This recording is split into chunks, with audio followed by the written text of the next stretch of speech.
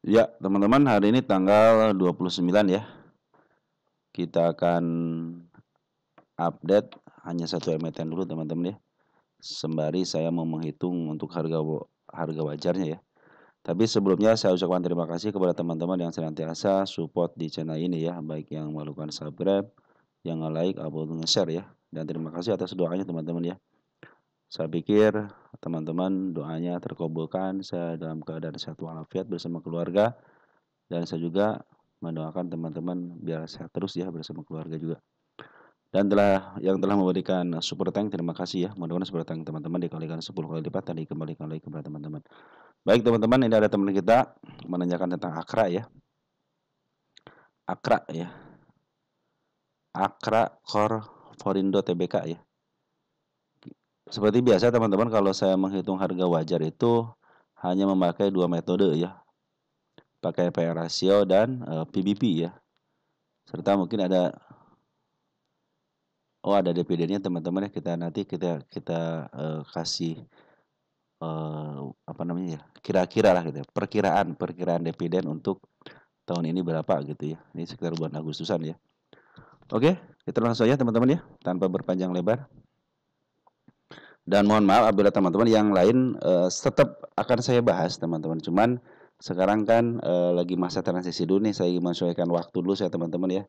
Kadang-kadang bila di tempat yang berbeda itu kadang-kadang suasana suka agak harus menyesuaikan diri gitu. Biar kita menyatu dulu dengan lingkungan, baru kita akan bahas untuk updatean teman-teman. Makanya saya hanya menghitung dulu untuk harga wajar ya teman-teman ya. Oke teman-teman ya, ini untuk kuartal 4-nya dari 1,070 jadi 1 triliun ya. 1,070 triliun ke 756 sangat menurun teman-teman ya untuk net income-nya ya. Kuartal 3-nya dari 679 ke 46 juga menurun. Terus kuartal 2 dari 424 ke kuartal 408 menurun. Terus dari kuartal 1 607 ke 595 juga menurun. Jadi cenderung per kuartal selama tahun ini dia itu menurun teman-teman ya. Nah, kita akan lihat revenue dari 12 ke 10 juga tetap menurun teman-teman ya. Dari 10 ke 9 juga sama menurun. Dari 8,8 triliun ke 8,839 juga menurun. Dari 10,9 triliun ke 9,8 triliun artinya juga menurun teman. Jadi untuk kuartal tahun ini ternyata lagi menurun teman-teman ya. EPS-nya meningkat nggak? EPS juga menurun ya dari 138 ke 110. Nah ini untuk P ratio-nya tuh 9,88. Di sini berapa? Untuk P ratio-nya 13. Berarti cenderung murah teman-teman sekarang gitu ya. Murah beberapa poin ya. Berapa kali gitu. Maaf teman-teman ya. 13,05 ke 9,88. Ada sekitar 3 sekian poin ya. 3, sekian poin ya. 3 kali gitu. 3, sekian kali lah teman-teman ya. Untuk PBP-nya 1,90. Dia PBP-nya berapa ya sekarang ya? PBP. Rata-rata PBP-nya berapa? Sambil santai aja teman-teman ya. Di 2,58 artinya sekarang lagi posisi murah teman-teman ya. Biasanya dia di rata-rata selama 3 tahun ini dijual di 2,58. Artinya standar sih segitu teman-teman ya. Terus harga buku sekarang berapa? 576, sekarang harganya 1095. Artinya cenderung murah teman-teman sekarang ya. Maaf teman-teman ya. Kalau lihat di harga bukunya cenderung harga sekarang itu mahal teman-teman ya. Karena sudah melebihi 1 kali. DR-nya 0,42 artinya sedang teman-teman ya, tidak terlalu banyak hutang. Cenderung normalnya kan 0,5 teman-teman. Kalau 0,5 cenderung pas di situ standarnya. Untuk ROE-nya bagus ya 19,24%. 9,24% dia lebih daripada standarnya. Kita lihat untuk cash-nya ada 5,3 triliun. Hutangnya berapa nih? 4,8 triliun dan equity-nya 11,5. Artinya cenderung sedikit hutangnya teman-teman ya. Oke, kita langsung bahas aja pakai rumus. Kita butuh EPS, EPS-nya 11085. 110.85 dikalikan dengan rata-rata PR ratio selama 3 tahun, kita aktifkan dulu. 13.05 teman-teman ya. 13.05 sama dengan di 1446. Berarti sekarang kalau harga 1000 ya sekarang lebih murah teman-teman ya. 1095 ya, lumayan masih ada sekitar 400-an lah, 400 kurang teman-teman ya. Oh, otomatis sih kan di sini Ali nih, yang ini Akra, berarti yang Akra ya, yang ini Ali saya pakai chatbitnya dia gitu, tapi ketika dia dirubahkan ke Akra jadi punya Akra teman-teman ya. Jadi bukan punya Ali ini, punya Akra. Lanjut kita akan hitung berapa sih harga wajar untuk metode PBP ya. Ini untuk harga bukunya 57601 576.01 dikalikan dengan PBB rata-rata selama 3 tahun. Tadi berapa? 2 ya? 2.58. 2.58 sama dengan di 1400 juga. Jadi tidak terlalu jauh teman-teman dari 1400. Artinya standarnya itu atau harga wajar di 1400. Kalau sekarang 1095 berarti dalam posisi murah teman-teman ya. Nah, kita akan pakai dua metode juga untuk menghitung berapa sih perkiraan dividennya. Kita pakai rumus payout ratio tahun sebelumnya sama pembanding ya antara dividen TTM 100 nanti dibagikan dengan sini teman-teman ya. EPS tahun lalu 125. Nah, dari situ ya mungkin nanti kita akan hitungi. Kita mulai dulu dari yang 90.21. Berapa sekarang? 11085. 110.85 dikali 90, berapa persen? Mana teman-teman nih? Nih, 90.21. 21%. Gede juga ya payout terusnya ya. Di 99 perak teman-teman ya. Kemungkinan dia membagikan dividen 99 perak teman-teman. Kalau berdasarkan rumus yang pertama, kita akan pakai rumus yang kedua. TTM-nya baru tunggu sebentar ya. Nah, TTM-nya kan 100 teman-teman ya. Kita bagi dulu 100 nih ya. 100 dibagi dengan EPS tahun lalu. EPS tahun lalunya berapa? 13851 ya. 138.51 kita kalikan 100.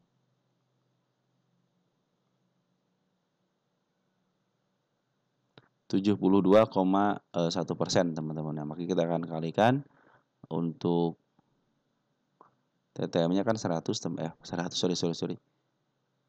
Untuk EPS-nya kan sekarang 110.85 ya.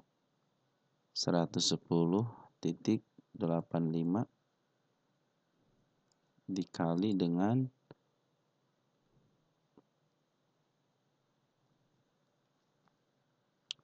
72.1% ya.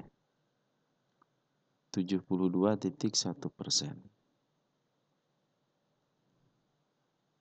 Nah, teman-teman, sekitar 79 perak teman-teman, itu berdasarkan perkiraan dari rumus yang kedua ya.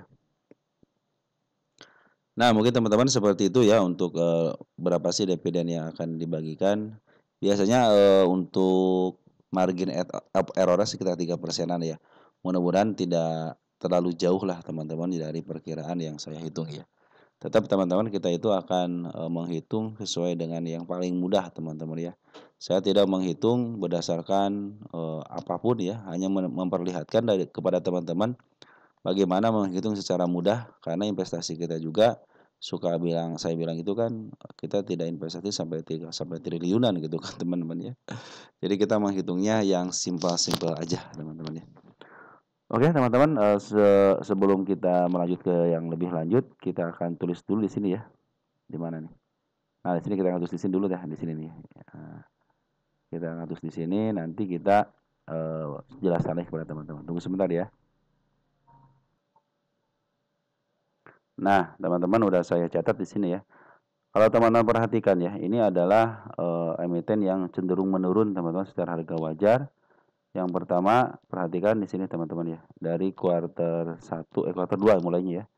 Dari 1900 ke 1700 dan terakhir 1400. Artinya ada kecenderungan untuk menurun teman-teman. Kalau teman perhatikan untuk di chart bitnya, nah kita hilangkan dulu. Nah, ini posisi selama 10 tahun lagi posisi downtrend teman-teman ya. Dia mencapai puncak harga tertingginya di angka 1800 selama 10 tahun dan sekarang lagi downtrend dan sekarang lagi posisinya itu di bawah harga tengahnya. Jadi cenderung sedikit agak murah teman-teman. Tapi kalau secara keseluruhan ini lagi downtrend. Secara harga wajar pun sekarang lagi diturunkan dengan teman-teman ya di 1400. Nah begini teman-teman ya, nanti ke depannya bagaimana? Teman-teman perhatikan ini kan MA10 lagi menuju ke bawah. Perhatikan MA10 lagi menuju ke bawah. Ini target yang saya targetkan kemarin ya di 1146 itu target kenaikannya. Kemarin juga membentuk dia si kepala kembar.